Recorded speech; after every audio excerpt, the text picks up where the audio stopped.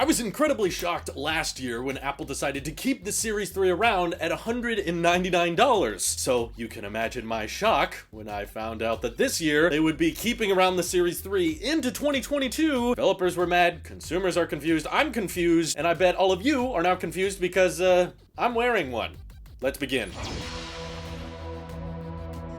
Right, so there's a perfectly logical and reasonable explanation for this, okay? The Series 7, I love the design of, but I'm typically trying to avoid, and I do think that because it's a screen size improvement, you know, the screen's bigger overall, this is probably going to be what the next generation of Apple Watch looks like for quite some time, and because of that, I wanted to sell my Series 6 before it lost a lot of its resale value. That way I could help offset the cost of upgrading to my Series 7. So basically, as soon as watchOS 8 became available, I put it on my Series 6, I posted it for sale, and I found a buyer that was willing to pay more than I originally was expecting to get out of it, and I sold it pretty quick because obviously the resale value of the Series 6 is only going to get worse over time, so I'm happy with the sale, but that of course means in the meantime, I'm waiting around for the Series 7, and I was complaining very quickly to my wife that, oh, my wrist feels so naked and weird to not have a watch attached to it, but now I got the Series 3 from her. She was using this watch, and she was like, you know, I don't even really use my Apple Watch. I don't care about it that much. You just use it in the meantime. That way you at least have something on your wrist. And I thought this would be a good exercise because, for one, the jump from the bezels on the Series 3 to the Series 7 is going to feel even more massive than before. And for two, it gets me to experiment with the concept of running watchOS 8 on an Apple Watch near the end of 2021, despite this watch being launched in 2017. Now, I've had the experience for the past few days, and I can tell you pretty confidently it's, oh my god, it sucks. So first and foremost, as someone who used the Series 4 for 2 years and then the Series 6 for a year, I'd gotten very comfortable with the bezels and the screen size on the 44mm watch. So now going back to 42mm, it's incredibly noticeable. The bezels feel fatter than ever before. It also personally really bugs me that the corners are square instead of curved. I feel like the Apple Watch is the type of device that's made for the curved corners, and Series 3 does not have that. And of course, the battery life is not that great because now it's very old. It's had a few cycles put on it. Battery health is at 82%, and as you guys know, the Apple Watch battery hasn't really changed much over the years. But the most fascinating part of the Series 3 that confuses me, maybe it has something to do with the 32-bit architecture, or maybe it has something to do with the dated display panels Apple is using, but the watch face I choose actually impacts the battery performance substantially. So at first, I wanted to kind of embrace the big, fat, chunky bezels because I knew that would make the Series 7 feel like an even bigger upgrade. This is some big brain Tailosive moves right here. You downgrade so that the upgrade feels more noticeable, right? So I put on the time-lapse watch face because that's pretty much the only one that pushes the pixels all the way to the edge, and my watch died on me before the end of the day. It was at like 2% at about 7 p.m. and I probably put it on at around 7 a.m. So could not even last the whole day. I was not doing anything with the watch out of the ordinary, just kind of basic notification checking and of course checking the time, checking email here and there. But just after like 12 hours of use, the watch was dead. It needed to be charged. So I quickly was starting to regret this decision, and I was like, well,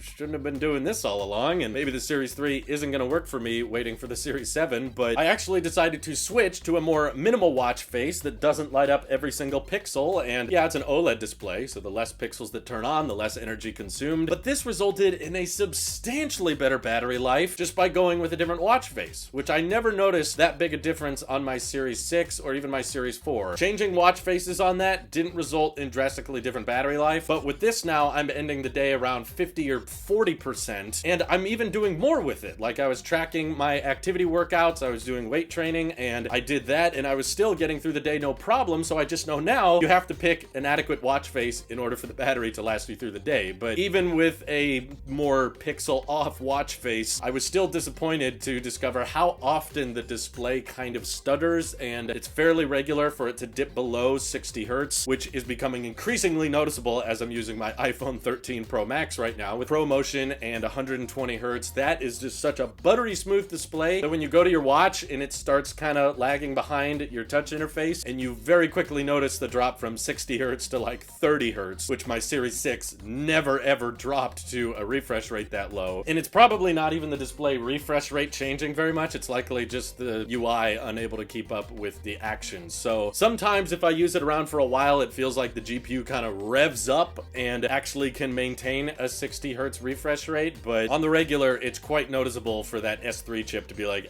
you're not really built for this, are you? It is, of course, running the latest watch OS, but I haven't really missed too many of the health sensors. You know, it still has the heart rate monitor, which is good for workouts, but haven't really been wondering what my blood oxygen level is. Haven't needed to do an ECG as of lately, so functionally, I feel like the design, while some people may hate it and some people may like it, I think this design could technically work if Apple just updated the silicon on the inside. Maybe that's more complicated than I think, but similar to Apple updating the chip in the iPhone SE, which was basically, you know, a reskinned iPhone 8, I feel like there should be a way for them to just throw in a better CPU with the Series 3, but then we already have an Apple Watch SE that Apple's selling for $280, so the honest answer is Apple should really just scrap this, because I'm worried, given Apple is still selling the Series 3, but yet that's the oldest Apple Watch to get the latest watchOS, that there's gonna be people buying it in 2021 and even 2022, a watch that's gonna be 5 years old next year. They're still selling the exact same watch, and it's probably not going to get either watchOS 9 or watchOS 10. It's much harder for developers to have to optimize for the last Apple product that still has a 32-bit architecture, so really it would be doing a lot of favors for them to just kind of kick it off the store, maybe drop the price of the Apple Watch SE a little bit, because I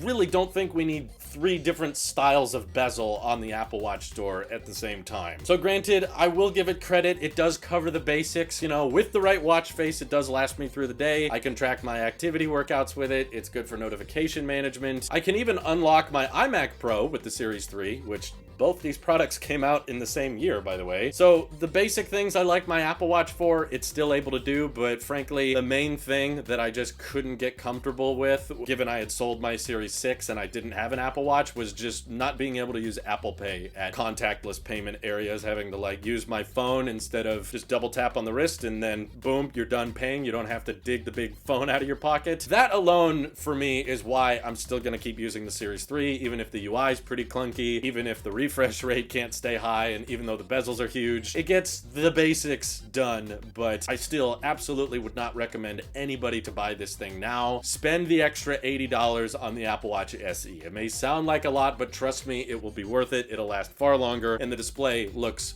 far more modern. So how many of you are still rocking Apple Watch Series 3s or older? I know you're out there, and are they getting by okay? What's your battery health at? Keep me posted in the comments below. This is your Apple Sheep here. I'll see you guys in the next one.